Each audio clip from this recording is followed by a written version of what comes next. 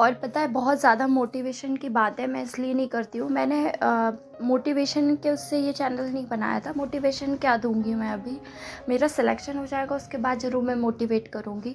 क्योंकि क्या है, अभी जो भी मैं टिप्स ट्रिक्स लगा रही हूँ वो कहीं ना कहीं सफल हो जाऊँगी तब वो सारी चीज़ें काम की रहेंगी, है ना। अभी तो फ़िलहाल मेरा ये है कि मैं अपने आप को रोज़ पुश करती हूँ कि नहीं, तुमको पढ़ना है और तुम कर लोगी, तुमसे हो जाएगा।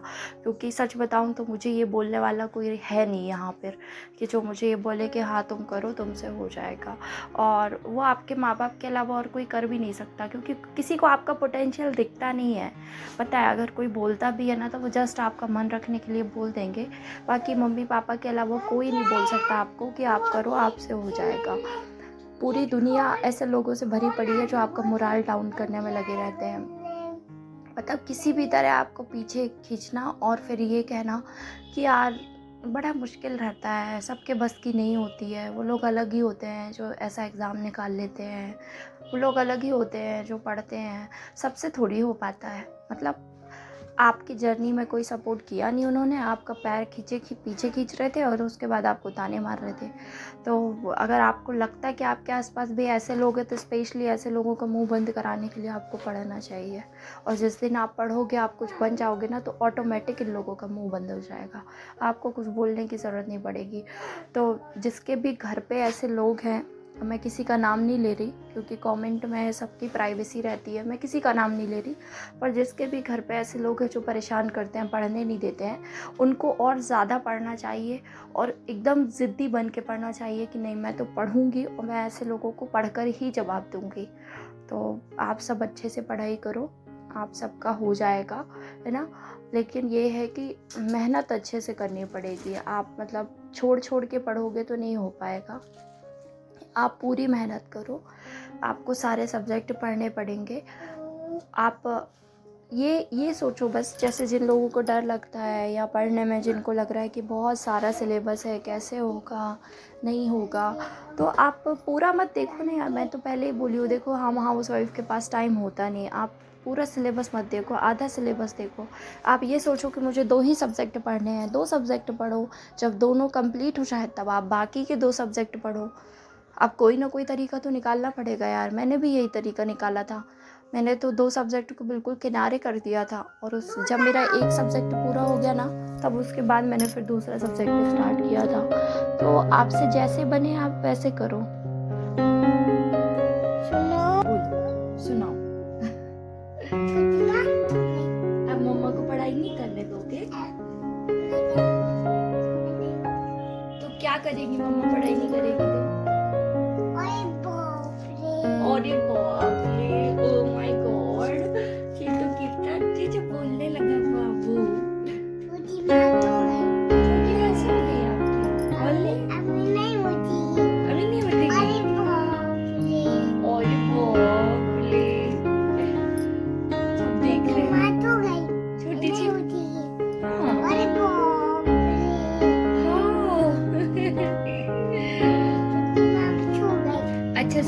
अच्छा सबको बोल दो ऑल द बेस्ट, अच्छे से पढ़ाई करना और सब अपना पेपर निकाल लेना। देखो, किशोरावस्था में सबसे इम्पोर्टेंट चीज़ जो है याद करने की, वो ये है कि इसके जनक पूछ सकता है कौन है? Stanley hall. स्टैनली हॉल ने किशोरावस्था को लेकर के ये एक सिद्धांत दिया था जिसको आकस्मिक विकास के लिए पुनरावृत्ति का सिद्धांत बोलते हैं ना। तो ये याद रखना, क्योंकि सीडीबी में बहुत सारे सिद्धांत हैं। तो आप इस सिद्धांत को भले ही डिटेल में मत पढ़ना, लेकिन ये याद रखना कि ये सिद्धांत स्टैनली हॉल ने दिया था और ये सिद्धांत किसका है? तो किशोरावस्था के लिए दिया था, ठीक है। फिर ये यहाँ से बहुत सारे क्वेश्चन आते हैं, जैसे उलझन की अवस्था किसको बोलते हैं, तूफान की अवस्था, दुखी अवस्था, तनाव का काल, बसंत ऋतु किसको बोला है, तो ये किस वैज्ञानिक ने बोला है और किसके लिए बोला है। जैसे स्टैनली हॉल ने क्या बोला, तो स्टैनली हॉल ने बोला है कि किशोरावस्था प्रबल दबाव की अवस्था, तनाव की अवस्था, तूफान की अवस्था, संघर्ष की अवस्था। तो ये 4 क्वेश्चन यहाँ से बन सकते हैं। या तो वो पूरा एक साथ पूछ सकता है या आपको कंफ्यूज करने के लिए सिर्फ इतना पूछ सकता है कि तूफान की अवस्था किसने कहा, तो स्टैनली हॉल ने कहा। तनाव की अवस्था किसने कहा, वो भी स्टैनली हॉल ने कहा, है ना। और इनकी एक बुक है जो बुक अडोलसेंस के नाम से है, जो 1904 में दी थी इन्होंने। फिर किशोरावस्था में शारीरिक, मानसिक, सामाजिक विकास है और यह अचानक होता है। ये किसने कहा? ये भी इन्हीं का बोला हुआ है, स्टैनली हॉल ने ही बोला है। तो स्टैनली हॉल ने ना 3 डेफिनेशन दी थी किशोरावस्था को लेकर के, और उसके बाद देखो सीडीपी में ये ऐसा टॉपिक है ना जिसको आप छोड़ ही नहीं सकते हो, मतलब यहाँ से क्वेश्चन हर बार आता है। 1-2 क्वेश्चन आपको किशोरावस्था से, 1-2 बाल्यावस्था से, और कुछ आपको शैशवावस्था से मिलते हैं। तो ये क्वेश्चन आपको आने ही आने हैं, तो आपको ये पढ़ना ही पड़ेगा, इसलिए आप इसको बहुत अच्छे से पढ़ लेना। मतलब अगर आपका लक अच्छा हुआ, मतलब अपन सबका लक अच्छा हुआ, तो हो सकता है कि 6 से 7 क्वेश्चन अपन को सिर्फ इसी से मिल जाए।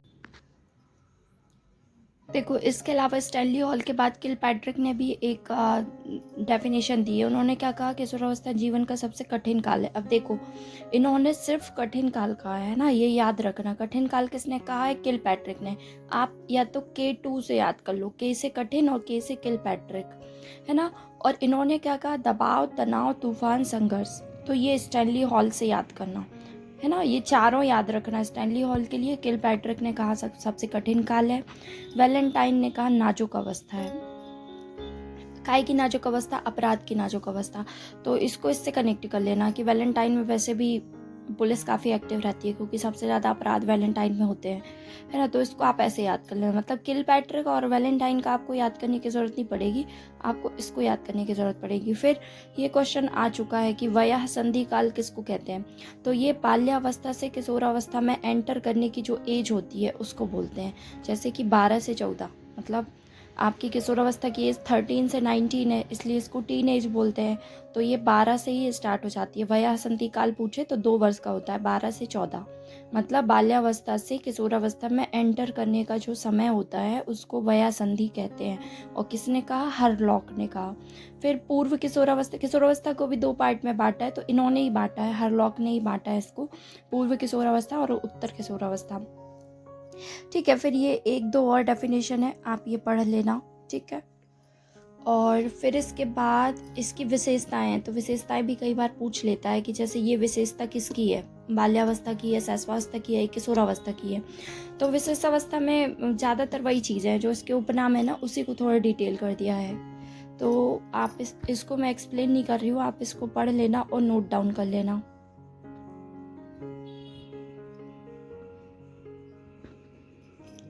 ये एक डेफिनेशन और थी, यहाँ पर मुझे पहले बाद में मिली थी ये डेफिनेशन, तो मैंने यहाँ पर नोट डाउन किया। फिर देखो ये चार्ट सबसे ज़्यादा इम्पॉर्टेंट है, मतलब इससे सीधा सीधा क्वेश्चन आता है। जैसे कि शैशवावस्था में हड्डी कितनी होती है? 270। फिर बाल्यावस्था में कितनी होती है? 350। फिर किशोरावस्था में कितनी होती है? 206। फिर ये भी पूछ लेता है सीधा सा कि दांत कब और कितने होते हैं, ना। फिर कब टूटते हैं? बाल्यावस्था में टूटते हैं। फिर लंबाई अच्छे से याद करने की ज़रूरत है, क्योंकि लंबाई दोनों की अलग अलग है ना। जन्म के समय में लड़के की रहती है 51 सेंटीमीटर, है ना, और लड़कियों की होती है 50.5। यहाँ पर मैंने शायद नोट नहीं किया, वो दूसरी कॉपी में नोट किया मैंने, तो यहाँ पर आप नोट कर लेना, है ना। जन्म के समय लड़कों की लंबाई होती है 51 सेंटीमीटर, लड़कियों की होती है 50.5। और इसके अंत तक, शैशवावस्था के अंत तक, मतलब बाल्यावस्था के स्टार्ट होने पर कितनी हो जाती है? 108 सेंटीमीटर। हाँ ठीक है। फिर देखो बाल्यावस्था के अंत में क्या होता है? लड़कियां बड़ी हो जाती हैं और लड़के छोटे हो जाते हैं, ठीक है। किशोरावस्था में फिर उल्टा हो जाता है, लड़कों की लंबाई बड़ी हो जाती है, लड़कियों की छोटी हो जाती है। तो ये आप बहुत अच्छे से नोट करना, है ना। आप मुझसे भी अच्छा नोट करना, है ना, क्योंकि मेरे नोट्स तो अब बन गए, मैं इनको बार बार चेंज नहीं करने वाली।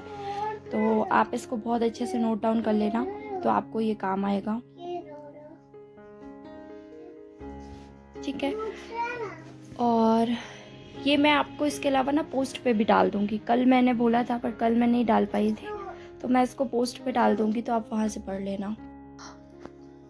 अब पता है तबीयत ख़राब थी, पढ़ने का मन भी नहीं कर रहा था, ऐसा मन कर रहा था कि सो जाओ। वैसे भी इस समय जो वायरल चल रहा है ना, फीवर, सर्दी, पूरा ऐसा गला ऐसा चोक हो रहा है ना, उसके बाद भी मेरा वीडियो भी बनाया, मैंने पढ़ाई भी की, और जो लोग जैसे कुछ लोगों का कमेंट था कि आप मोटिवेशन वाले वीडियो बनाओ, आप कुछ मोटिवेशन के लिए बताओ।